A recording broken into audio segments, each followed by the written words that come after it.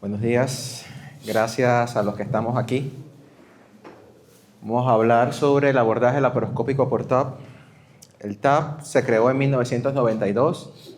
Lo más probable es que muchos de ustedes hacen esta cirugía de rutina, pero creo que en los últimos 10 años hay algunos conceptos que valen la pena recordar para garantizar unos mejores resultados para nuestros pacientes. Entonces, primero agradecer, soy Aspasi, a la Asociación Panameña de Cirujanos por la invitación. Creo que todos los que estamos acá deseamos ir a la misma dirección. Deseamos que Panamá sea reconocido, deseamos que la docencia sea mejor, actualizarnos y brindarle lo mejor a nuestros pacientes.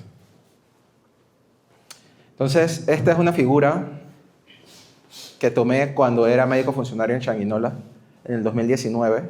Se volvió muy popular los webinars, porque uno estaba encerrado. Y esta escuela, que creo que muchos de ustedes reconocen que es el IRCAD, vi esta diapositiva que me marcó básicamente, Eat Just an Hernia.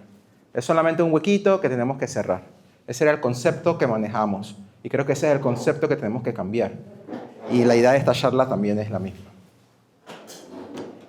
Y esta diapositiva lo que muestra es, básicamente, que todas las cirugías que nosotros hacemos como cirujanos generales han avanzado de manera convencional a cirugías laparoscópicas.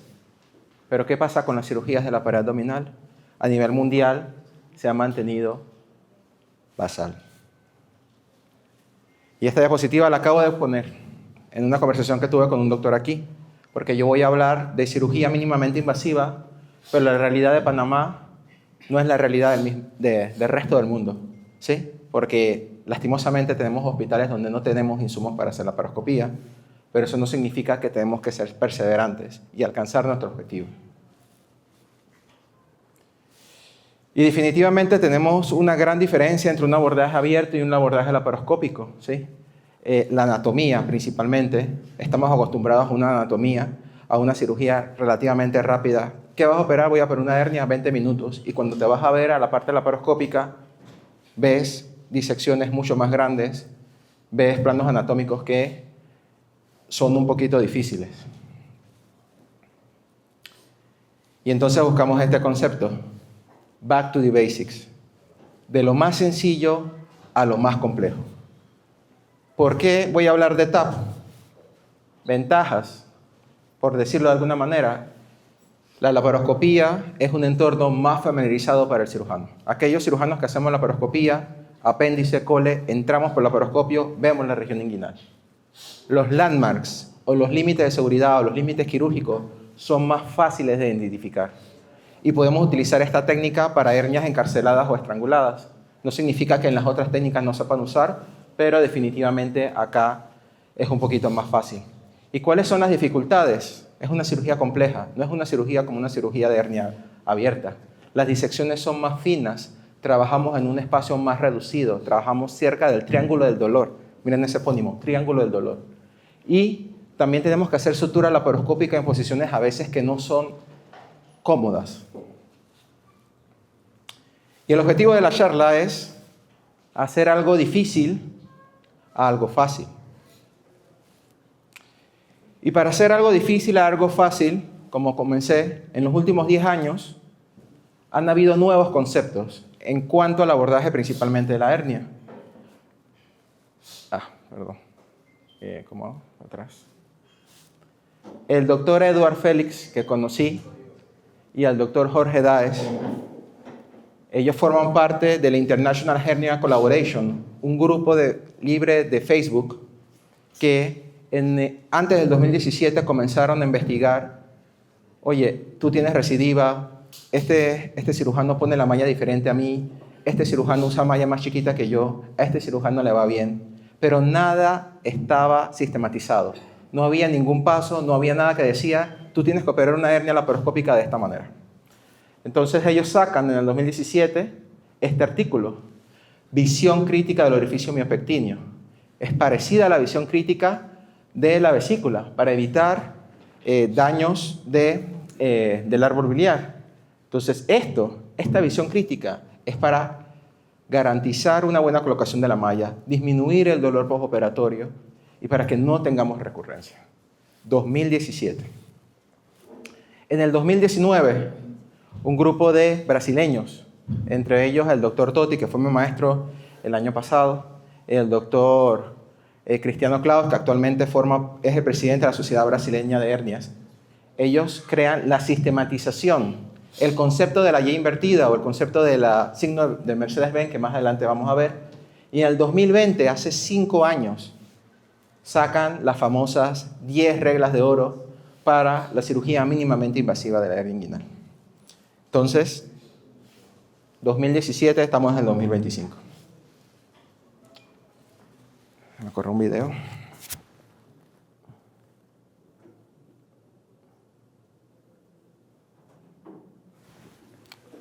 ¿Y qué mejor manera de presentar o hablar de una cirugía presentando una cirugía? Entonces, este es un paciente masculino de 34 años que yo considero que tiene una muy buena anatomía para explicar por dónde empiezo. Y lo primero que tenemos que hacer nosotros es identificar nuestros landmarks.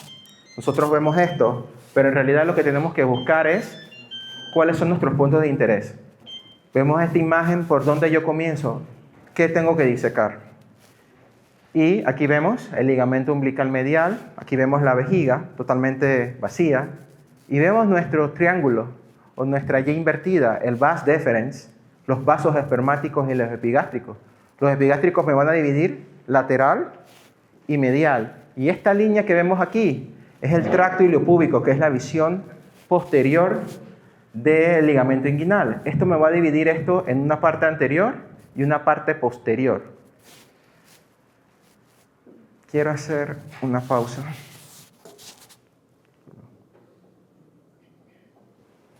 Quiero hacer una pausa en esta imagen porque creo que esta imagen es muy importante.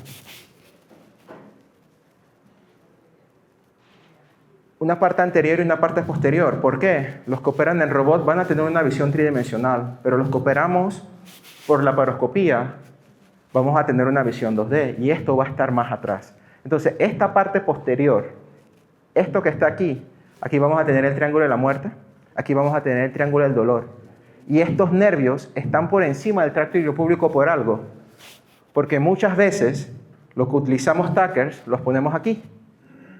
Si ponemos tacker aquí, vamos a tener un dolor neuropático crónico. Incluso si ponemos tacker por aquí, también podemos tener, porque muchos pacientes lo que se recomienda es, si vas a utilizar tacker, que tiene que ser de 5 a 6, hacerlo 2 centímetros por arriba del tracto iliopúbico. Entonces, el orificio lateral, la zona de debilidad medial, el femoral y por aquí va a salir el obturatriz. Entonces, cada vez que nosotros entramos a un paciente, tenemos que visualizar esto. ¿Y cómo comenzamos? Nosotros tocamos la espina iliacal anterior superior y nos vamos a dirigir hacia el ligamento umbilical medial. Por lo general yo marco. ¿A qué distancia del anillo lo tenemos que hacer? A 4 centímetros. ¿Cómo yo sé que son 4 centímetros? Si uno agarra el grasper y lo abre, más o menos son 2 centímetros. Así que 2 veces la apertura del grasper hacia arriba hacemos. Esa incisión puede ser lineal o puede ser en forma de S. Estamos confeccionando nuestro flap. Este es un paciente bien delgado, casi no tiene nada de grasa preperitoneal. Hacemos el marcaje y estamos confeccionando el flap. Podemos utilizar un grasper, podemos utilizar un Maryland, el flap se puede utilizar una tijera, podemos utilizar un ganchito. Y luego, el paso 2 sería, la grasita preperitoneal iría hacia el músculo. ¿Y por qué va hacia el músculo? Porque del lado de la zona 1 vamos a tener nuestros nervios. Cuando nosotros nos estamos acercando a nuestros nervios, no tenemos que utilizar energía con calor. Tenemos que hacer disecciones romas. ¿Correcto?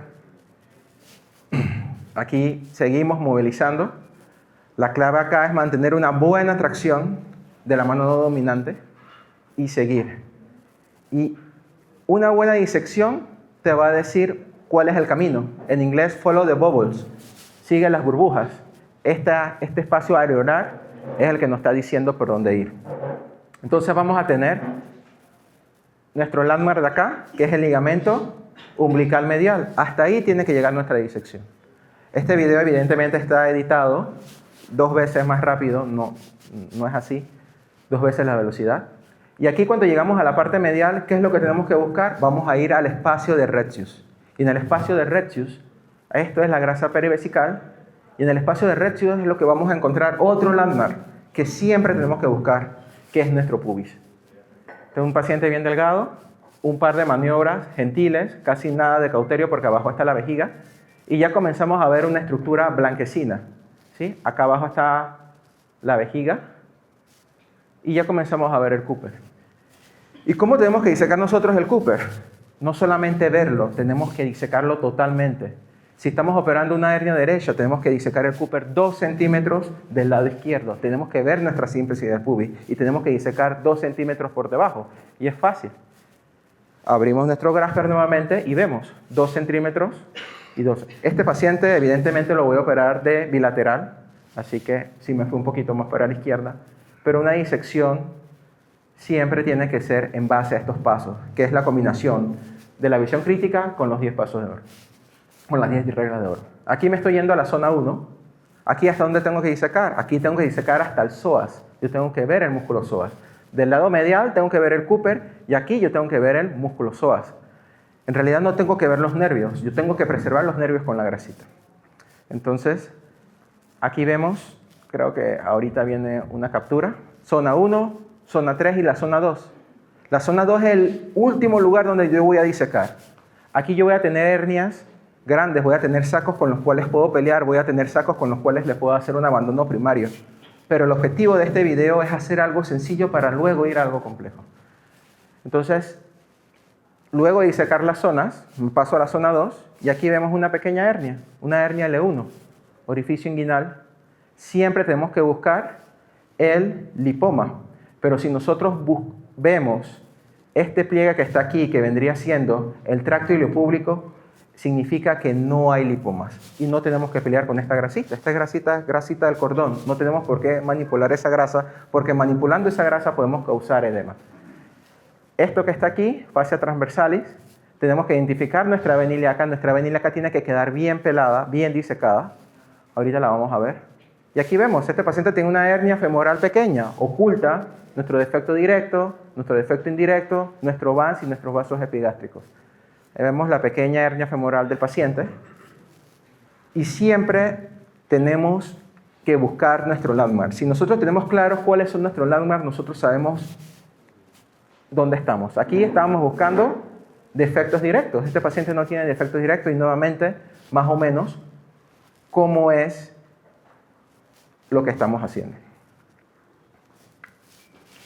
Acá, del último paso, que es uno de los pasos un poquito más difíciles para mí, uno de los pasos más peligrosos, es la disección de los elementos del cordón. Nuestros vas deferens y nuestros vasos espermáticos tienen que quedar pegados a la pared. Atrás de esto tenemos el triángulo de la muerte. Estos movimientos tienen que ser bien finos, quemamos un poquito y subimos, no metemos el Maryland, porque si metemos el Maryland, el instrumento que estamos utilizando, podemos golpear las ilíacas y un sangrado ahí puede ser una catástrofe. Y aquí vemos el peritoneo, vemos las adherencias, vemos el vas deferens y la parte azul. Lo azul es lo que tenemos que quitar.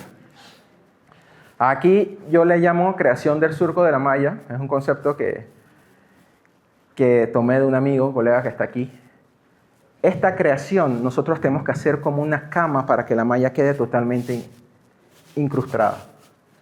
La malla no la podemos poner aquí, la malla va a tener un doblez. Aquí tenemos el vas deferens, vemos esta fascia transversalis y la tenemos que disecar. Suave, pequeños cortes y vemos. Aquí me estoy pasando para el lado contralateral, es lo mismo. Este video va a ser un poquito más rápido. Hacemos desde la espina nuevamente, ligamento umbilical medial, nuestro flap, la grasa preperitoneal, queda la pared. Buscamos nuestra parte medial. ¿Y qué es lo que tenemos que buscar acá? Nuevamente nuestro amigo el Cooper. Siempre tenemos que ver el Cooper. Si no vemos el Cooper, hay algo que está pasando mal. Entonces aquí identificamos el Cooper. Una buena disección te dice cuál es el camino. Aquí te dice cuál es el camino. Y como pueden ver, los instrumentos que estoy utilizando son instrumentos que vienen en una bandeja normal de laparoscopía. Aquí vamos hacia nuestro orificio inguinal profundo del lado contralateral. Y a diferencia del otro paciente, este paciente sí tiene un lipoma. Siempre tenemos que buscar lipoma. Aunque la hernia sea pequeña, si no buscamos el lipoma, muchas veces el paciente va a quedar con dolor. Lo que siente el paciente a veces es un lipoma. Por eso es muy importante buscar el lipoma. Aquí estamos retrayendo un lipoma que no es muy grande, pero sí lo tiene. Y podemos ver también los elementos del cordón. Ahora vamos a hacer una imagen con un freeze para que se pueda ver mejor. Aquí vemos el vas deferens, cómo va entrando nuestro anillo, y vemos nuestro lipoma. Siempre tenemos que ver las estructuras para no lesionarlas. Entonces, aquí, con maniobras bien gentiles, cuando utilizamos el cauterio no tenemos que dejar el cauterio totalmente apretado, sino un poquito, quemamos y hacemos disección roma. Muchos pacientes los operamos, no buscamos el lipoma y siguen sintomáticos. Así que siempre uno tiene que ver esto, el tracto iliopúbico. Si uno no ve el tracto iliopúbico, significa que ese paciente tiene un lipoma y significa que tenemos que buscar más allá. Aquí ya tenemos el lipoma totalmente disecado. Vemos nuestra hernia. Esta es más grande que la otra, esta sería un L2. Según la clasificación de la European Hernia Society, que los invito a seguir. Y el último paso, ¿no? El paso un poquito más tedioso, que sería que todos los elementos queden a la pared. ¿Cómo yo sé que todos los elementos, que tengo una buena disección? Cuando yo agarro este flap y yo lo jalo y los elementos del cordón se mueven, me falta disección. Yo tengo que agarrar ese flap, moverlo y que los elementos queden totalmente. Y el paso número 9, ¿cuál sería? La colocación de una malla. Una malla de 10 por 15 mínimo. Hay cirujanos que ahorita mismo están usando mallas más grandes, ¿sí? 12 por 16. Entonces, esta es una malla preformada anatómicamente. Uno puede utilizar una malla de polipropileno común y corriente, uno la corta. Yo lo que hago es que agarro, pongo mis dedos en el borde inferior, le pongo un punto de Vicryl y ese punto de Vicryl sería el Cooper, porque yo sé que los 2 dedos de abajo, los 2 centímetros, es lo que yo tengo que disecar por debajo del Cooper y la acoplo. Utilizo fijación con goma. ¿Por qué no le pongo tacker? ¿Por qué no le pongo Sorvatac? Porque eso puede causar dolor. Uno puede agarrar puntos, sí, uno puede agarrar puntos. Uno puede dejar la malla y no fijarla. Hay estudios que dicen que en la STAP, si los defectos no son muy grandes, si no tienes una M3, una hernia directa, que no tienes que vaginar el saco, puedes dejar la malla tranquila. Así que yo utilizo. Aquí estamos haciendo extensión del flap superior para que la malla quede por dentro. Me faltó un poco más de disección arriba, pero no hay ningún problema. Aquí estamos colocando la malla contralateral y vemos el crossover de la malla.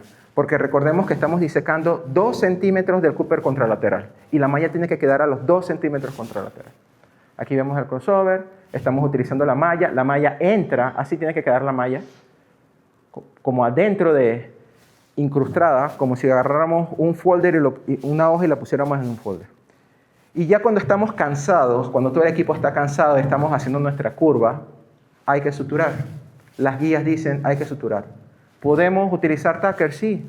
La incidencia de dolor crónico postoperatorio en aquellos pacientes que utilizamos tacker es muy alta. ¿Qué dicen las guías? Tenemos que suturar. Por esto es una cirugía compleja. Porque suturar aquí no es lo mismo que suturar hacia abajo. Entonces sí, tenemos que tener... Aquí lo que yo hago es que ya hago el nudo preformado y ya no tengo que estar buscando el asa. Son pequeños datos, pequeños tips que uno va agarrando de maestros, de conferencistas. Uno sale y te dan ciertos tips que hacen que tu cirugía, en vez de demorar tanto tiempo, se acorte un par de minutos considerables. Entonces, suturamos. La verdad es que si suturamos de arriba hacia abajo o de abajo hacia arriba no tiene ninguna relevancia. Pero el uso de la sutura barbada facilita mucho el cierre de esta pared. Inicialmente yo comencé suturando con Vicryl, es muy difícil, con Prolene es muy difícil porque al momento de jalar no se puede. Aquí estoy haciendo una sutura hermética. ¿Cuál es el último paso? La última regla de oro que utilizan los brasileños es colocar un aspirador dentro de nuestro flap y aspirar para que se vea la malla, para ver si tenemos algún doblez de la malla. Pero ¿qué pasa en Panamá? ¿Qué pasa en los hospitales privados, al menos donde yo opero? La bandeja de cirugía menor no trae aspirador. Entonces, ¿qué decido yo? Con colaboración de un amigo, dejamos un huequito cerca del ligamento umbilical, porque cuando quitemos el neumo, este huequito va a colapsar. Cuando nosotros le decimos al anestesiólogo, haz una maniobra de Valsalva, estamos operando un varón, lo que agarramos es el escroto al final de la cirugía y le quitamos el gnomo apretándolo. Si yo no tengo la succión, yo agarro ese escroto, lo aprieto y hago un cierre hermético de todo, yo puedo romper el peritoneo y puedo dejar la malla expuesta y pueda formar una adherencia.